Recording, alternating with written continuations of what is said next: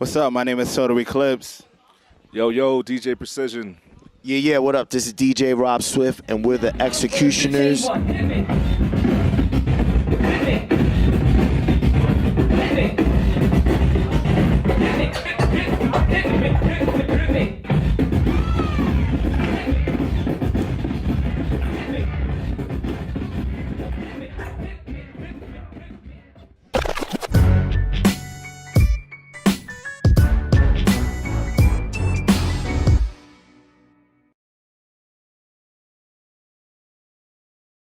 Depending on, we can read the crowd and see where we can go. I mean, for the most part, like our sets are hip hop, but we've thrown in some, disco, different genres of music in our sets. Me personally, my biggest thing is flow. So yeah, it doesn't have to be. Yeah, if it works, there's mixes that sound incredible. Like you go from one genre to the next. Where it's like there's no rules to it, so you can kind of be open-minded and just go wherever you want. As long as it flows is all I care about. As long as that's a good flow. Summed it up. Perfect. Okay. Yeah, and with technology as well, like it allows you to have, a bigger discography of music. You know what I mean? To work with. And just add on to like what you can actually possibly achieve as far as more genres.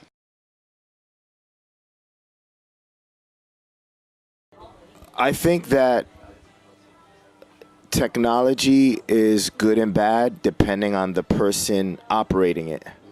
So if you put two turntables and a mixer, a 2200, the classic battle mixer that all DJs from the 80s and early 90s are familiar with, in front of a person with the mindset of someone like my mentor, for example, this guy by the name of Dr. Butcher, the possibilities of what you could accomplish are endless. I remember when I met my mentor, that was his setup. Two Technique 1200s, a 2200 Gemini mixer, and vinyl. That was it. And not only did he get busy on those turntables, to put it bluntly and simply, he also approached the turntables in this real, spiritual, mental way. And he helped me realize how operating turntables and a mixer and playing around with records is me tapping into my God-given creativity. If you put those same exact two turntables and mixer in front of a person with a mindset who gives up easily, who doesn't believe in himself or herself, who copies and doesn't want to be original, doesn't have the patience, then you're going to either get the kind of DJ that never finishes a routine, like starts something but never finishes it. You're going to get a DJ that might enter competitions but never actually win one. You might get a DJ that's just average and sounds like everyone else because he or she is just happy to learn what everyone else is doing, but doesn't further or amplify the techniques. Soaks in, but don't give out. Right, exactly. And the same applies with a computer that runs Serato Scratch Live or Serato DJ or Tractor or any of those DJ apps. If you put a laptop in front of someone like me who has the philosophy that there's an endless amount of things that I could do with the app. Not that the app can do for me, but that I can do using the app. Right, exactly. It's your mindset. Your mindset propels you. Your mindset dictates what you're going to do. Not just in DJing, but that philosophy, that way of thinking, that approach applies to life in general. You could give someone $1 and that's all they have, and they'll figure out a way to flip that dollar and make it $2 and then 3, and then 4, and then 5. Next thing you know, that person has tens of thousands of dollars in the bank. And then you could give another person that same dollar, and they spend it, and they're back down to zero money. So it's your mindset. You know, it's not the equipment. Totally.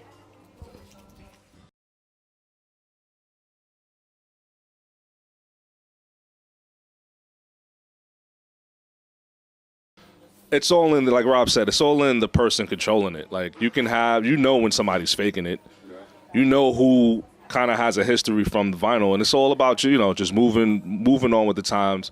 I think we're lucky to, or you know, we're fortunate enough to have learned on vinyl. Now we can carry that skill over to the Serato. You kind of can't do it the other way. I don't think. Yeah.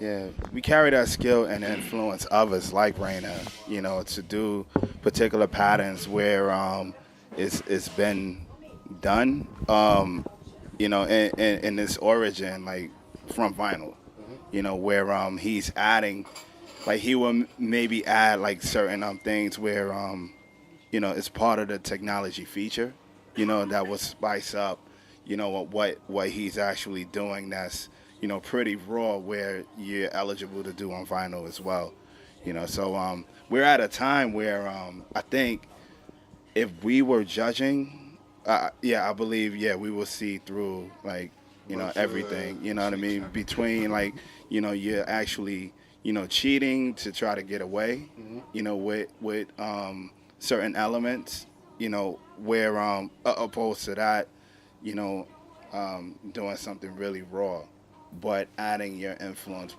through the technology, you know, to create who you are as an individual. Currently, I do not have an MC that I'm working with or that I DJ for.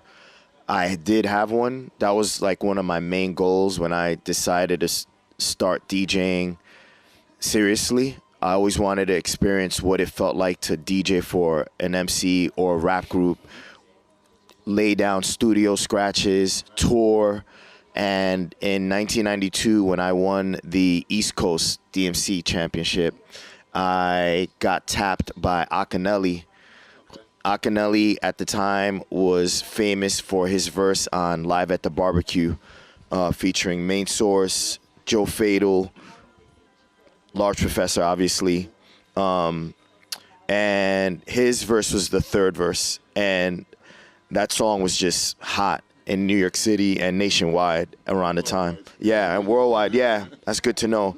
And Aightgenossen was on the verge of landing a record deal and wanted to have a dope DJ the way a lot of the groups that he looked up to had. You know, back then, the majority of hip-hop groups had good DJs.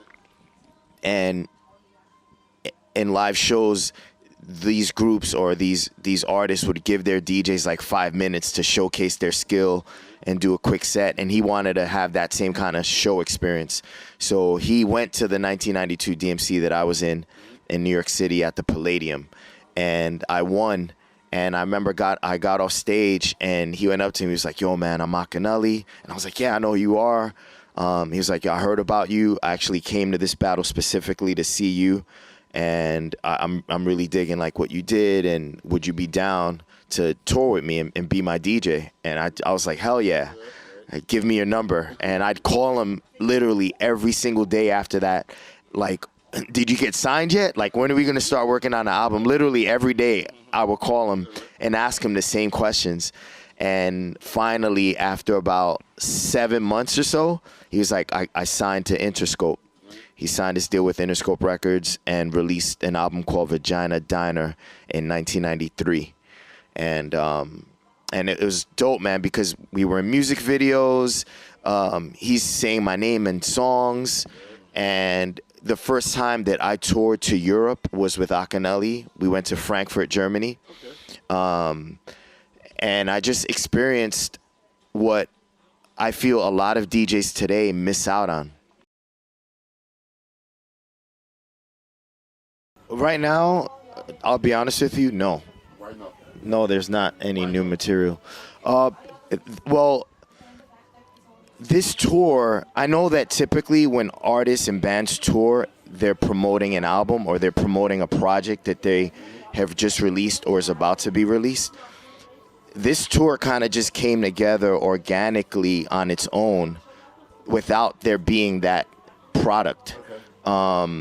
We went to Russia in July to battle some younger Russian DJs. Yeah, in St. Petersburg, Russia. And we went out there, we battled these 3 kids, young kids, dope DJs, mad respect to those guys. And it was just an awesome experience, not just for us, because we've been kind of, speaking for myself and Total Eclipse more so, he and I have been retired from battling for a long time. So it was a really cool experience to kind of see if we still had it. And then I think the audience really appreciated seeing these New York American DJs go against these younger Russian DJs. And it was around the time that you had all the crazy politics stuff going on between Trump and collusion with Russia and all that. And it was just the perfect timing for that. And I think that ignited an interest in the X-Ecutioners again.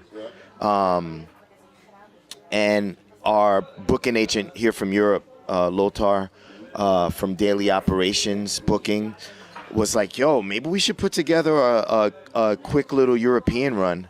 Because if you go on YouTube and watch the stream of it, I mean, it has a lot of hits, like too many to remember, probably in the 6 digits, if not more. So it just really sparked interest in what we were up to, and we decided, why not put the band together again, quote unquote, and go on tour. So we're out here just promoting the art, not just ourselves, but like obviously rebranding ourselves and reminding people that we haven't gone anywhere. But as far as I'm concerned, my goal too with this is just to showcase the art in its pure form. Earlier we were talking about DJing and how it's morphed into this button pushing skill, and it's just dope to kill it on stage with authentic skill, get off stage, interact with a fan that's 21 years old and female, and she's telling you, wow, like I'm used to seeing DJing in a different way, and this changed my whole perspective of what a DJ could do, knowing that we're reaching a younger fan base. And yeah, it protects the name and protects the art form. You know, the art is bigger than any group or any individual DJ. So knowing that we're out here showcasing the true art, for me, is what we're promoting. It's beautiful when you think about it, and it's perfect the way all this has been laid out, and the way it's evolved from, the early days of the X-Men to me being mentored by Dr. Butcher and getting down with the X-Men, to eventually putting Eclipse down, me leaving, and then Precision and Boogie Blind getting down, and then pushing the group even further. And then us coming back together, 3 generations of X-Ecutioners. It's you couldn't have written it better.